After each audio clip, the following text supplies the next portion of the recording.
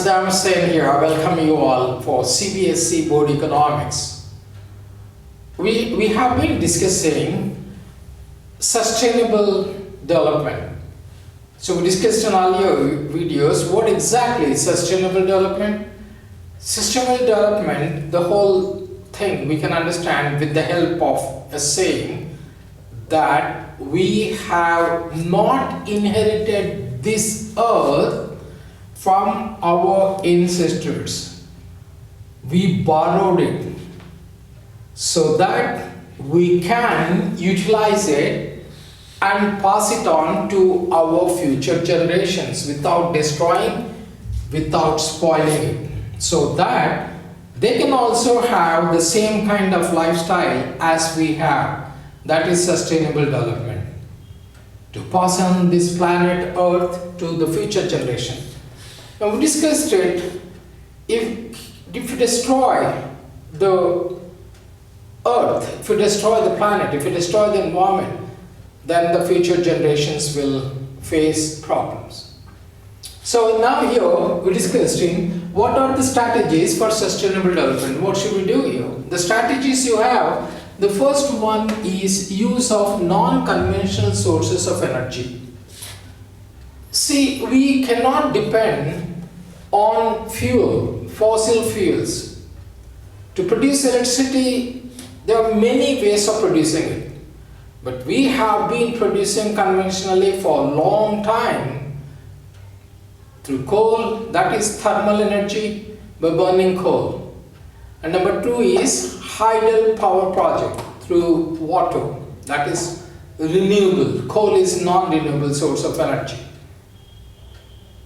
Now, we never gave a thought. Now, there are many sources of generating electricity, renewable sources, without polluting the atmosphere, without destroying the environment, without utilizing much of the natural resources. Which are these? These can be wind energy. India is blessed with many small hillocks and mountains where you have wind throughout the year. We can have windmills. Then you have solar energy. Again, India is blessed with solar throughout the year, sun, shine. So we can utilize this. This is again a renewable source of energy. It will not pollute the atmosphere. Then we have tidal energy. We have wind energy, I told you solar energy, tidal energy. So these are the ones. So this is wind energy, solar energy we have. And this is pollution free. The main advantage of this is absolutely pollution free. There is no pollution and we are not destroying any resources. We are not burning coal. We are not cutting forest. We are not burning fuel to run the turbines and all. That is the first one. So we are discussing what are the strategies of sustainable development. The first strategy is use of non-conventional sources of energy. Look on the board. The first one is wind energy, solar energy. These are absolutely pollution free. So what are the strategies of sustainable development? The following are the strategies needed to be adopted to achieve sustainable development. 1. Use of non-conventional sources of energy. India is hugely dependent on thermal and hydel power plants to meet its power needs. But both these resources have adverse environmental impacts.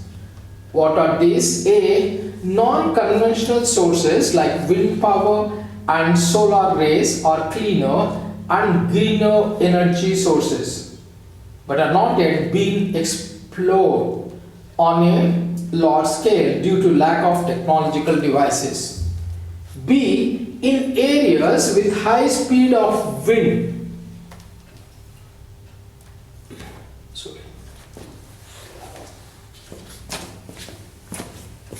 solar energy can be converted into electricity. And D, both the sources, that is wind power and solar rays, are totally free from pollution. And now you can see it here. The second one is use of cleaner fuels.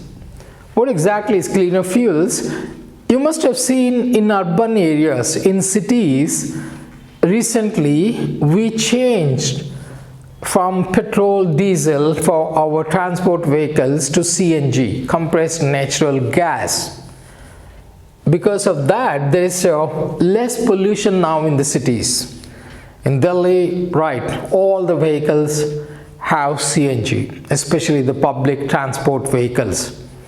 That is in urban areas. And in rural areas, conventionally in villages, they have been using cow dung, they have been using wood, they have been using other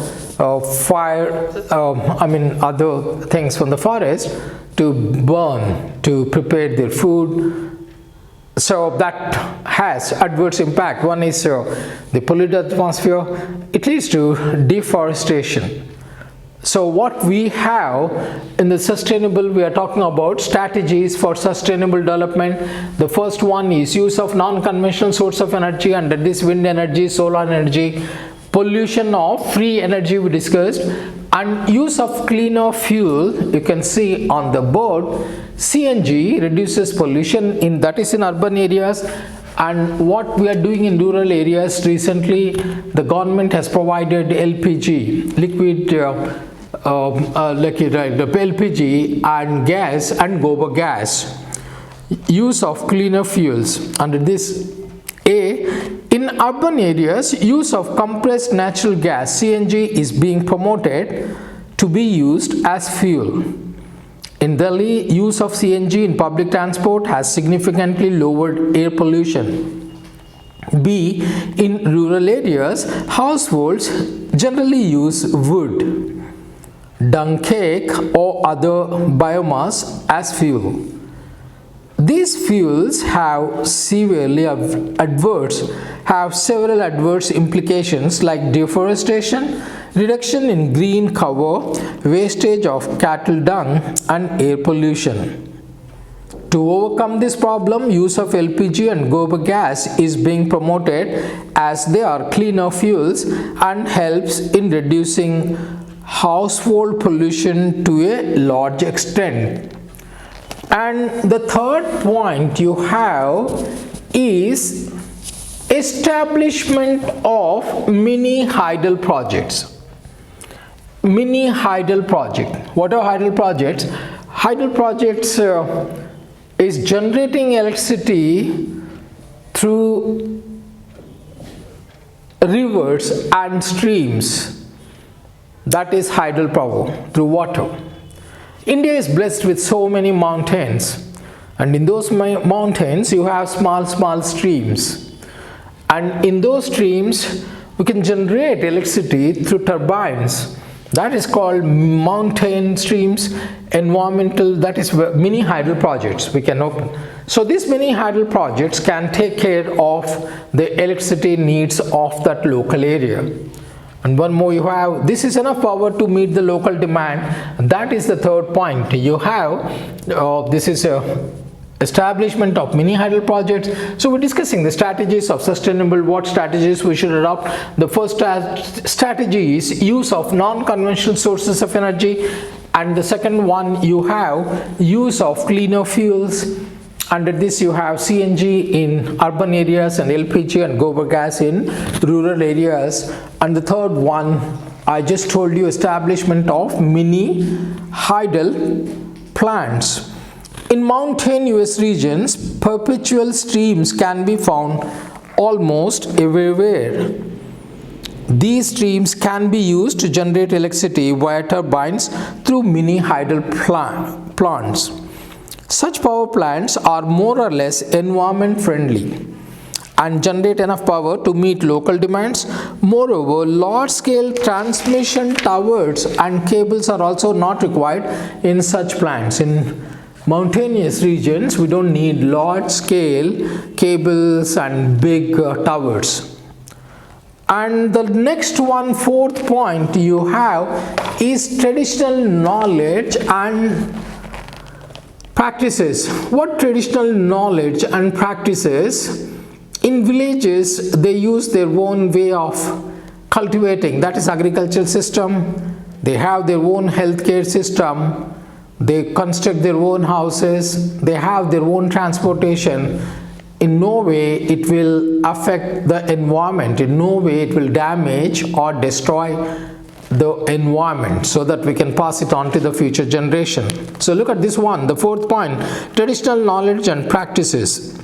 Traditionally, Indian people have been close to their environment. All practices relating to agriculture system, healthcare system, housing, transport, etc. used to be environment friendly. The shift from the traditional systems has caused large-scale damage to the environment and to our rural heritage. So if you are moving from traditional systems of agriculture, healthcare, housing, transport, it might lead to some damage to the environment in terms of air pollution, water pollution, and noise pollution. And the fifth point, use of bio-compost.